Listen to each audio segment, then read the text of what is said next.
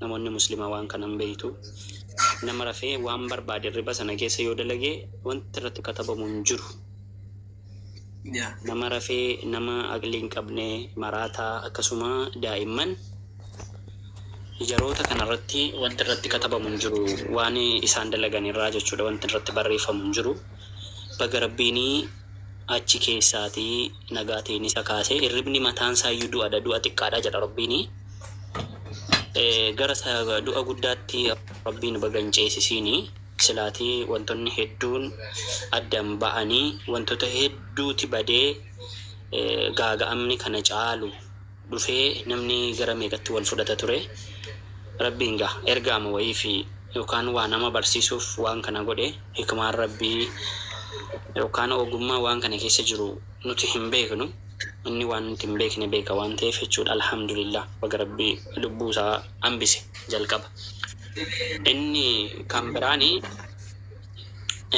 dubartiin kun haadha manaasaadha. Haadha manaasaa miti baga akkas ta'e maaloo namoonni jedhanii haadha manaasaadha isa jedhu haadhuma manaasaatti dhageenye asirra sooshaal miidiyaa kanarraati. Dubartiin kun meeshaatiin akka kanaa goote meeshaayyuu itti tokkosuuf turte akkas dhaadame haasaan kun illee hin jira. Yoo meeshaan kun kan abdiidha ta'e ergamni hin jiru. Wal dhabdee mana keessaa ta'uu danda'a. Meeshaan achi keessaa sun akka yaada kotti. Yoo garuu meeshaan kun itti kennamee namatti akkas godhe jedhe ta'e ergama ta'uu danda'a. Dhimma kana seeradha kan waan kana qoratee dhimma kana xumuruu danda'u. Inni kan biraan yooma namni erge fakkeenyaaf namoonni abdii makanaa ajjeesii jedheema yoo namni ergeeyyuu dhimmi kun yoo amantiin bifa amantiin ergame ta'e ergamni suni amantii namni sun amanu laallatu hin taane namuma sana qofadha kan inni laallatu. Wanti namoonni keenya beekuu qabdan yoo fakkeenyaaf namni amantaa pheenxee hordofu tokko yookaan amantaa ortodoksii hordofu tokko gara abdiitti erge amantii namicha sanaa inni laallatu namicha sanadha kan inni laallachuu qabu. Pheenxeen lafarraati dhabamuu qabaa, ortodoksiin dhabamuu qabaa, muslimni dhabamuu qabaa. Kun amantii miti. Kun wanta fokkisaadhas wanta akkasitti yaadamus miti. Yaadota akkasitti barraa sooshaal miidiyaa kanarraa jechuudha. Namoonni idea akkasii yaada akkasii fudhatanii hawaasatti as baatan amantiin islaamaas amantii akkasii miti. Islaamummaa keessatti jihaanniyyuu yeroo labsamu gaafa Rasuulli salawaatu rabbii wasalaamu alayhi jihaadatti sahaabota isaanii ajajan namoota isin ajjeesuuf isinitti adeeman qofa ofirraa deebisaa. Namoota qabeenya keessan saaman ofirraati deebisaa. Dubartoota hin ajjeesina. Daa'imman hin tuqina. Manguddoo hin tuqina. Abbootii amantii hin dhahina. Mana amantaa jaraallee hin tuqinaa jedhani Rasuulli salawaatu rabbii wasalaamu alayhi. Kun dhaamsa Rasuulaadha. Fakkeenya tokko akaasu. Fakkeenyaaf Rabbiin fidiin ituu kee Ustaaz Raayyaa Abbaa Maccaa bifa amantiitiin namni miidhe amantiin nama sanaa fi manna amantii namni sun itti amanu baduu hin qabu. Akkas ta'uu hin qabu. Akkas miti amantiin Islaamaa. Kun akkasitti hubatamuu qaba. Namoonni immoo sooshaal miidiyaa kanarratti waanuma agartan fuutanii akka barbaadanitti gara fedha keessanitti afarsitan guyyaan isinarraa afarsitan kuni waa lafa isiniif kaa'ee darba. Ajandichi isin darba. Kana hin dagatina. Inni dhuma ani addunyaa kanarraa Islaamummaa waan inni hin amaneefitu hin taane akka malee dinqisiifadha. Maaliif na jedha? Nama hate harki isaa irraa cituu jedha shari'aan. Sababni namni hate sun nama tokkodha. Garuu kan inni hates kan nama tokkodha. Yoo hatame akkasitti callifame namoota biraa hannaaf qopheessa waan ta'eef akka harki irraa citu ajaje shari'aan Islaamaa. Namni biraa nama sana laalee akka inni nanneef.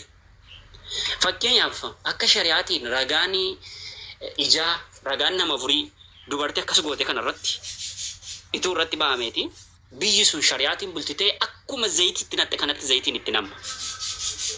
Isheetti akkuma isheen danfistee itti natte kanatti zayitiin kun danfee itti namma. Namni biraa abbaa manaa isaatti zayitii naquu hin danda'u. Namni illee dubartii biraa balaaleffachuu hin danda'u gaafa sana. Sababni namni sun gatiisaa argateera waan ta'eef. Sababni shari'aan islaamaa namni nama ajjeese akkuma ajjeesetti ajjeefamu jedhuuf akka namoonni lubbuu walii hin baasneef. Akka namni biraa amma fakkeenyaaf dimokiraasiin anaaf dimokiraasiin addunyaan irra aasutu kun dimokiraasii tun taane dimokiraasii waan geggeessudha malee dimokiraasiidha jechuu hin danda'u. Sababiin addunyaan qaroomeera jettee warra Ameerikaa kana yoo ilaaltanii jechuudha mirgadha jedhanii haati jechuudha haati ilmoo ishee biratti abbaa barbaadde duukaa sagaagalti. Ituu ilmoon ilaalu viidiyoo naa waraabe jennaan waan addunyaan keessa jirtu agartu. Namoonni sooshaal miidiyaa hordofan kanadha dimokiraasiin. Dimokiraasiin kana abbaan manaatu mana taa'uu ituun ija isaatiin arguu abbaa barbaadde duukaa waan barbaadde dalagdi. Sanuu viidiyoo ilmoo isheeti waraabaaf. Dimokiraasiin irra jedhamu kanadha. Dimokiraasiin addunyaan irra odeessitu waan miidhaa geggeessudha malee waan addunyaa kanaaf furmaata tokko fidee dhufu miti. Saala wal fakkaatu hoo? Saala wal fakkaatu illee godhanii jechuudha. Kanarraa maafi waan kan amma isinitti kaase gabaabseen nama biraa fi carraa kenna. Wanti nuti hubachuu qabnu waan tokko dimokiraasii jedhamee faarfama. Dhugaa dubbachuuf dimokiraasii har'a addunyaan odeessiturra gadaa siistemii Oromoo kaleessaa wayya. Waliin argu lafaaf samaayidha. Safuuf safeeffata waan qabuuf. Garuu Oromoomti waan dimokiraasii kana jedhamu kana jala fiigna malee waan gadaa siistemii jedhamu kanallee in ilaallu. Akka fakkeenyaaf akka gadaattitu dubartiin akkas goote kun maaliin adabamti? Waan duduba isaanii jiru hin beeknu nuti waan haadha manaaf abbaa manaa gidduutti ta'e hin beeknu. Inni yoona kana waan kana caalu ishee godheera ta'uu danda'a. Yookaan waan biraatiin miidheera ta'uu danda'a hin beeknu waan gidduu isaanii lamaanii rabbii guddaa sana qofatu beeka. Alaa kulli haalin maal jechuun barbaade? Gabaabumatti furmaanni addunyaa kana ituu warri dimokiraasii kun islaamummaa kana balaaleffatan ta'e amantii kana nan balaaleffatan ta'e namootuma amantii kana hin amanneefuu bakka da'oo jireenya isaaniidha amantiin islaamaa. Amanuuf dirqii miti. Ituutti namanii nageenyaan jiraachuu dandeessa. Amantiin kuni jechuudha.